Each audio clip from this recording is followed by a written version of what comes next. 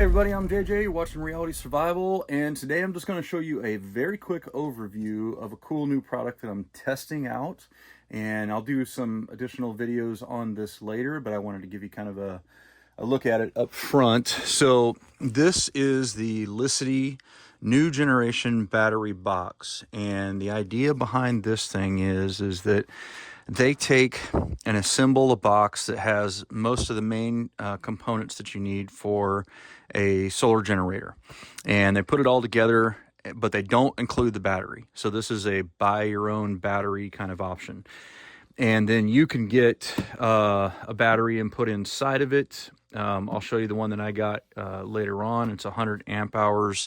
It's 12 volts. So it's essentially the same size as the battery size as the old Kodiak Energy that I had shown you guys a long time ago. The difference in this one is the cost is way lower. So this, I want to say, is somewhere around like 450, 469, something like that. And I'm pretty sure that they have established a Reality Survival discount code to save $50 off of that. If you want to check that out, I'll put the link in the description below so you can look at it. So this doesn't have a ton of functionality, but it does have the main things that you need. And like I said, in later videos, I'll kind of show you a little bit more about how this works. But you've got one AC output, 2,000 watts is the capacity, with a peak of 2,500. You've got an on-off switch here to turn the unit on and off. You got the battery display, kind of goes off every once in a while, shows how many watts you're using. Right now I've got my freezer plugged into it, and it's letting me know that at the current state of use, it'd be somewhere around 9 hours. 8 hours and 56 minutes that the battery would last, and what amperage we're drawing, what wattage and what voltage and all that, where the voltage state is and everything. Then we've also got a 12 volt DC plug, and then we've got a USB 3.0 and USBC plug there, and you can turn those on and off for whenever you need them. So that's cool. Then you've got 50 amp, 600 volt Anderson power pole connectors. And this is a 50 volt input and output. So it'll go both ways. So you can use this for charging a vehicle battery, for if you wanted to like jumpstart a vehicle or something along those lines. You can also use it for charging this unit as well. And then it's got a solar input as well, and it'll be 20 amps of solar. So for those people who are looking for something that is just a little bit more cost effective than like the Blue Eddy or the EcoFlow Deltas and that kind of stuff, I think this is a pretty good option for you. It like I said, it doesn't have all the bells and whistles, and it doesn't have all the plugs and everything, but you can just take a power strip, which is what I'm going to do, and just Velcro it right to the top of this thing. And then I'll have a whole bunch more plugs that I can use on it. But again, I'll show you that in a later video. But you can really get into one of these for, with buying the battery, the lithium iron phosphate batteries with the battery management system. You can get into those for $250 nowadays. So, for basically $700 or so dollars, you can have a fairly capable solar generator, and then long term, obviously, you'd have the ability to be able to use solar if you needed to recharge this thing, or you could charge it. What I'm going to do is set up my vehicle with a charger, so I can do a DC charging like this, and then I'll also buy an AC to DC converter and be able to charge it with that. So, and those are, only $40-50, something like that. So lots of different options, and it just, is another option out there for people who maybe just have some very basic capabilities. Maybe they want to be able to, run a freezer or keep a freezer nice and cold. This setup would allow me to, run the freezer and for, you know, 8 or 9 hours or whatever. Then I can let it sit for 8 or 9 hours. I could swap out another battery because I can take out that battery pretty easily. The battery comes out the back side right here. You just have to remove 4 screws.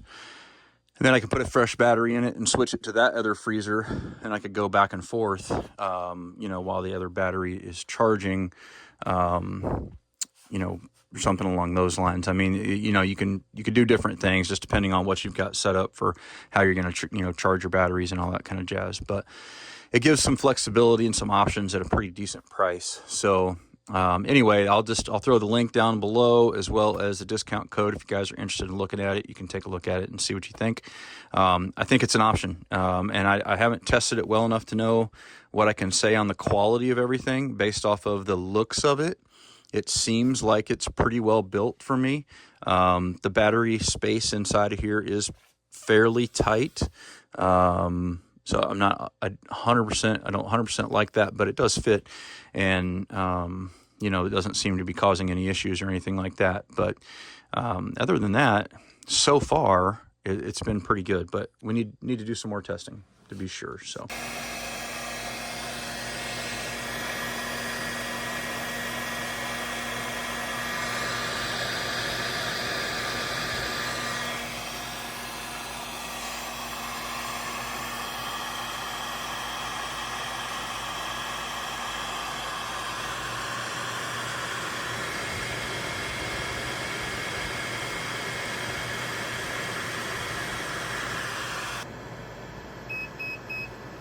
So when it goes to 10 volts, I think it should shut off, if I understand the settings correctly.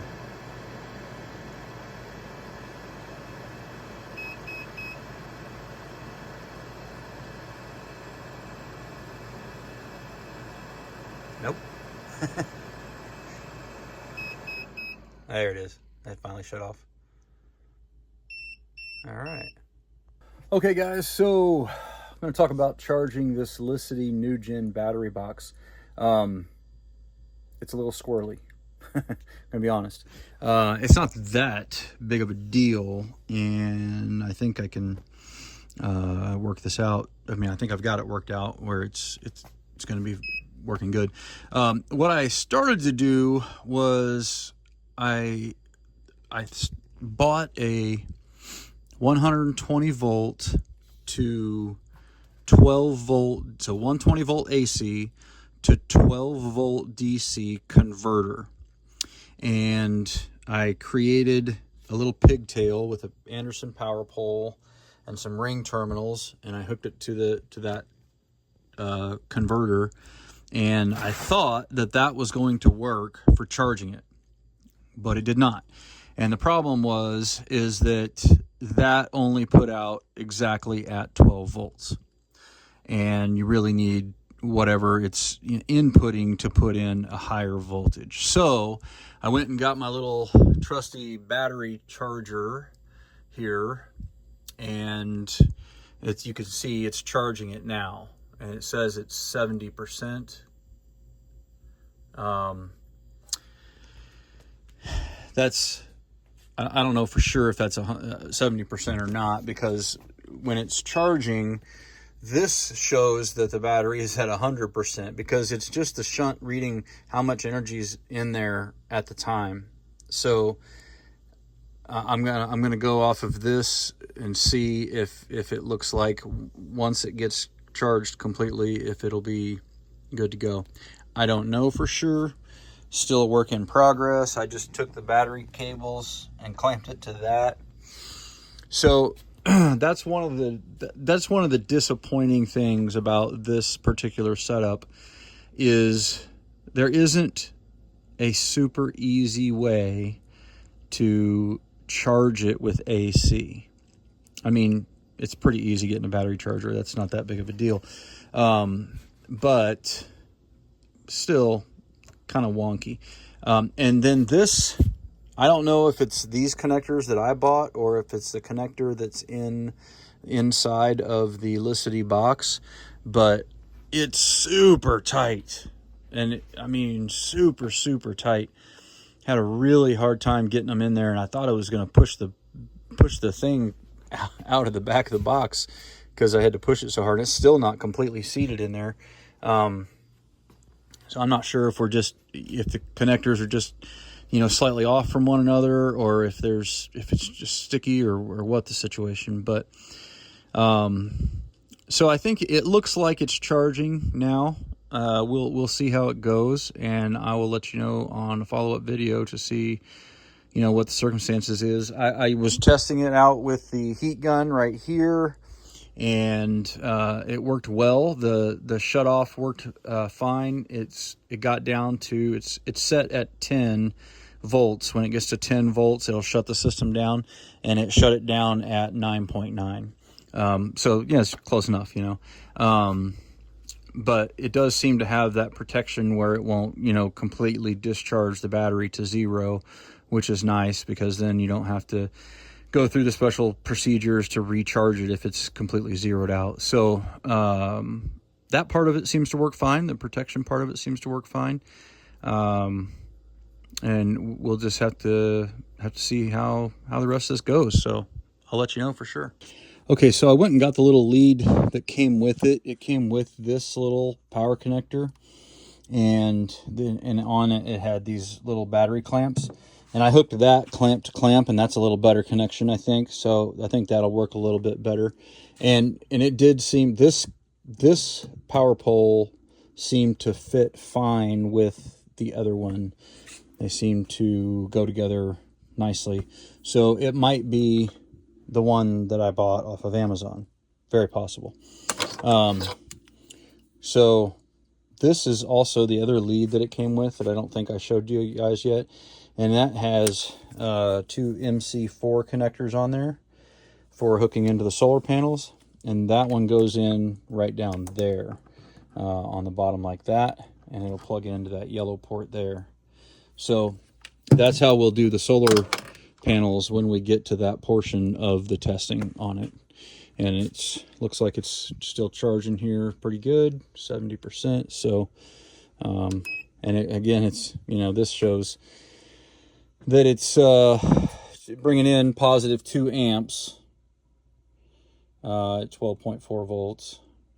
I wonder if I can bump up the amps. Let's see if I can do that. Let's go 8. Let's see if it bumps up to 8. There we go. That bumped up to just about 8. Now let's try to bump it up to 8. Auto. 15. There we go. We'll get it up to 15. Here we go. All right. So now it's taking in plus 15 amps. So it'll probably charge a little faster, and that'll be good. All right.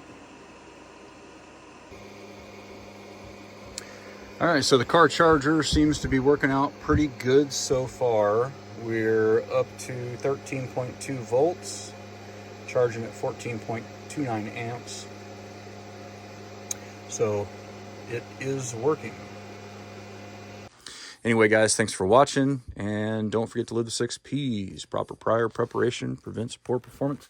And if you haven't downloaded our app yet, make sure you go to app.americanpreppingacademy.com, and you can download it there. That'll take you the direct link to the app stores for both Google and Apple.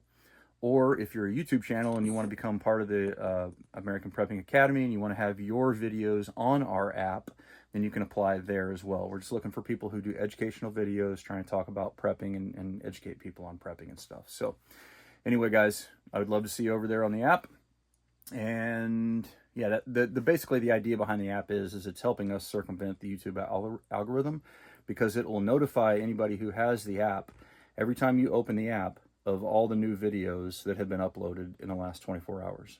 And so it's a direct notification, as opposed to YouTube, who doesn't really seem to notify anybody. So we're just trying to basically get to the folks who want to see the videos. If you want to see them, you can have the app. If you don't want to see them, you don't want to watch them, you just click past it. So anyway, thanks for watching, guys. Take care, and we'll see you on the next video shortly.